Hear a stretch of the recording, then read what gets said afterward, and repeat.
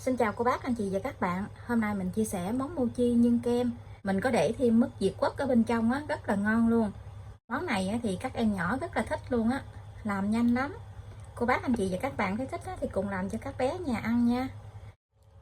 Phần nguyên liệu thì ở đây mình chuẩn bị là 200g bột nếp, 60g bột bắp, 20g bơ, 350ml sữa tươi không đường. Nhân bánh thì mình có thêm trái Việt Quất nè, 100g trái Việt Quất, tí nữa thì mình đi sên lên á, mình làm mứt.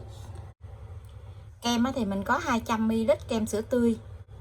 Ở đây mình chuẩn bị là 70g đường, tí nữa thì mình sẽ để vào trong phần kem này 50g. Ở trong phần trái Việt Quất á, mình sên lên á, mình để thêm 20g đường vô để cho nó có cái vị hơi ngọt ngọt á. Phần nguyên liệu thì mình sẽ để bên dưới video trong phần mô tả để cho cô bác anh chị dễ chuẩn bị nha. Trước tiên thì mình sẽ đi sên cái phần Việt Quất. Mình cho 100g trái Việt Quất vô trong nồi, 20g đường. Đường mình chuẩn bị làm kem whipping á, thì mình cho vô trong này là 20g để mình đi sên cái Việt Quất này. Cái Việt Quất này á, trong công ty á, chị bạn chỉ cho quá nhiều luôn, chỉ cho hổng gài á, là ăn không có hết luôn á, cho nên nó là đi làm bánh, làm kem. Mình dùng cái muỗng á, mình đè đè nó xuống gì nè để cho nó nhuyễn ra. Cái màu nó rất là đẹp luôn nè. Mình sên cho nó sánh lại nha. Mình nấu gì là cái màu Việt Quất nó đẹp hơn là mình xay trái tươi. Mình xay trái tươi mình làm bánh thì cái màu nó không có đẹp giống như gì. Mình nấu lên lửa để cái màu nó đỏ vậy. Đẹp quá ha. Mình sên cho Việt Quất nó đặt lại như vậy là được nha. Như vậy là mình tắt bếp được rồi. Mình để cho nó nguội. Mình sẽ đi trộn 200g nếp nè, 60g bột bắp,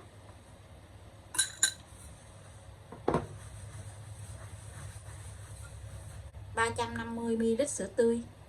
Này là sữa tươi không đường á. Mình cho từ từ vô, mình khuấy cho nó đều ra để cho cái bột này nó mịn lại á.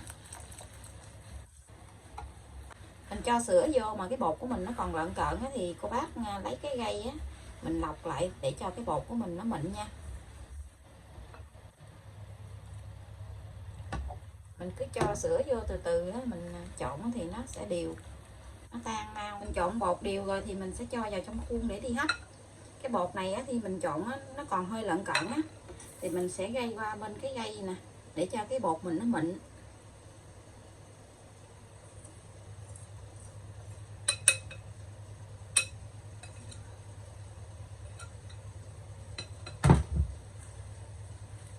Bột của mình nó mịn đó, thì cái bánh của mình nó khi làm nó mới đẹp.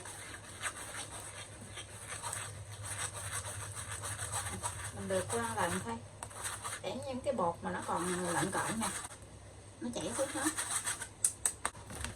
Mình lấy cái màng bọc thực phẩm á, mình đậy lên trên cái khuôn để khi mà mình hấp á, nó không có bị rớt cái mồ hôi vô á.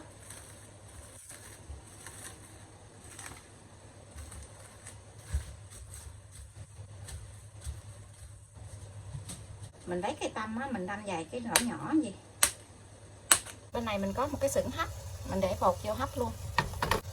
Mình hấp cái bột này khoảng 20 phút nha. Khi thấy cái bột nó trong lại là nó chín á. Trong khi mình chờ hấp bột á, thì mình sẽ đi đánh bông cái phần kem whipping lên. Cái thau mình đánh kem á, mình để vô trong đông đá hết nửa tiếng này để cho cái thau này nó lạnh á. Tại vì trời đang nóng nè, mình đánh cái này phải lạnh á, thì cái kem của mình nó mới đặt được. Hoặc là cô bác để một cái thau nước đá ở bên dưới á, rồi mình để cái thau kem lên á, thì mình đánh á, nó mới không có bị nóng kem. Cái này á, mình để vào trong ngăn đá nãy giờ rồi nè. Mình đánh 200ml kem whipping với lại 50g đường. Hôm nay cái kem này mình không có để cái bơ á, mình không có để bơ vô. Mình để bơ vô thấy nó béo quá cho nên nó là mình chỉ để đường gì thôi. Là mình đánh phần kem này nó bong lên nha.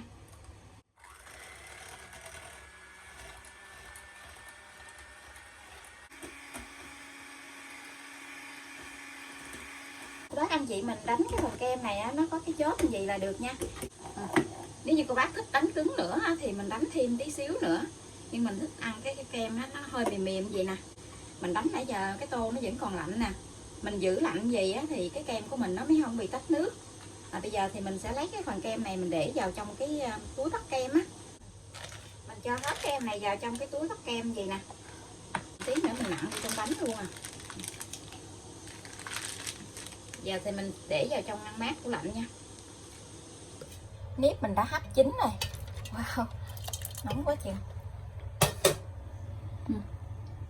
Mình hấp mình đậy cái màng bọc thực phẩm lên á, cái nước nó không có bị động xuống dưới cái bột.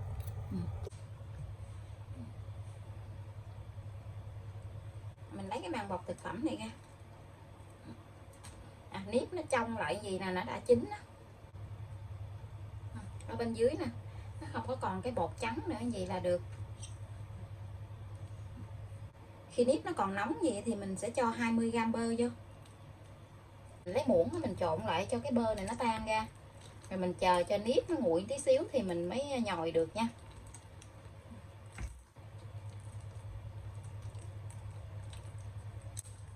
Nếp nó đã nguội rồi, bây giờ thì mình sẽ đi nhồi cái nếp này cho nó mịn lại nha.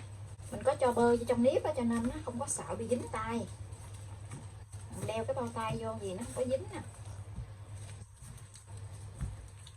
Mình nhồi lại để cho cái miếng bột này nó mịn lại luôn, mịn dẻo luôn á.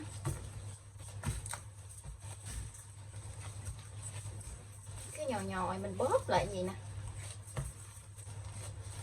mình nhồi giờ cái bột nó rất là dẻo luôn rồi nè. Bác nhìn thấy mình kéo ra giống như kẹo kéo luôn, nó dẻo gì nè.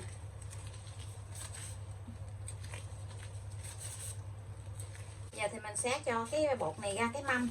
Ở dưới cái mâm á thì cô bác anh chị mình cho một tí xíu bột gan lên, bột nếp gan á, mình trải lên trên cái mâm gì nè, để cho cái bột mình khi để xuống nó không có bị dính á. Mình tạo cái chiều dài của cái miếng bột như vậy, rồi mình cắt ra từng miếng nhỏ nha, từng miếng gì nè, để khi mà mình làm cái bánh nó vừa luôn. Mỗi một cái khoảng chừng 30g thôi. Mình cắt bột ra nhỏ nhỏ gì.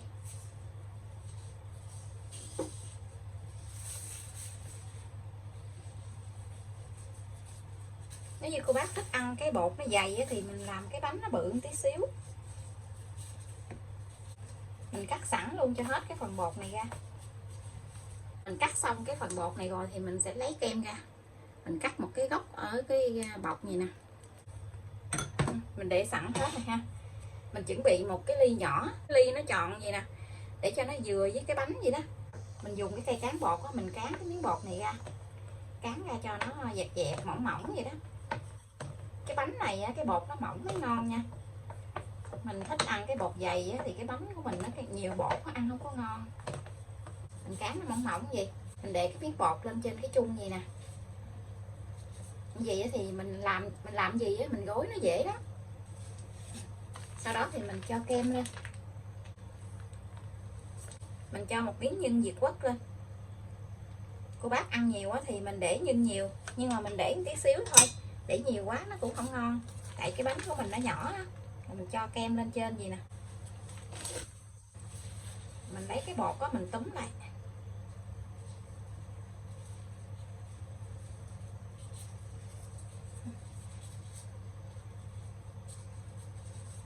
mình túm lại gì, cái bột ở trên nó dư á thì mình lấy kéo mình cắt đi.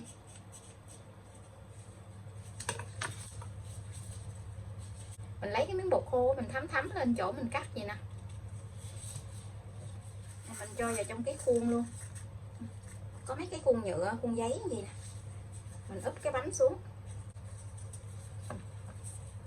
Vậy là mình đã có một cái bánh nhìn tròn vo luôn, rất là ngon luôn á. Mình làm cái nào thì mình sẽ cho vào trong hộp rồi mình để vào trong ngăn mát tủ lạnh luôn nha. Mình sẽ làm thêm một cái nữa để cho cô bác anh chị xem nha. Cán mỏng cái bột này ra, mình áo một lớp bột khô. Cái bột áo này mình rang lên cho nó chín này, cho cái bột này lên ly, mình cho kem lên,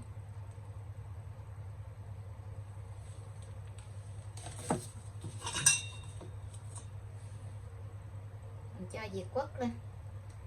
Cô bác mình thích ăn trái cây á, mình mình để trái cây vô ngon đó. Mình xắt trái cây nhỏ nhỏ vậy đó, trái kiwi hoặc là trái xoài á, trái nào mình thích đó thì mình cho lên.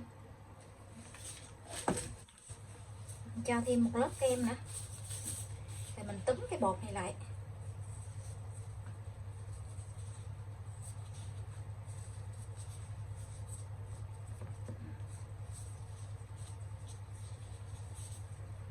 Cái phần bột còn dư thì mình cắt bỏ đi.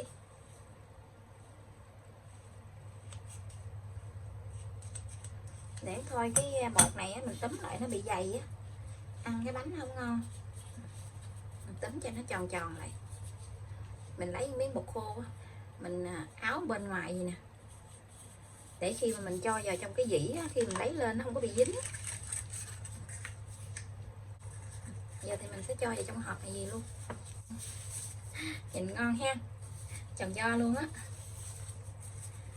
Mình làm cái nào thì mình sẽ để vào trong hộp, mình cho vào trong ngăn mát tủ lạnh luôn nha, để thôi kem nó bị chảy á.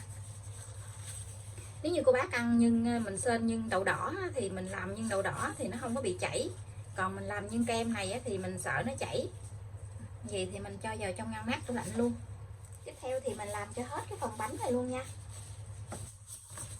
Bánh này thì làm nhanh nè.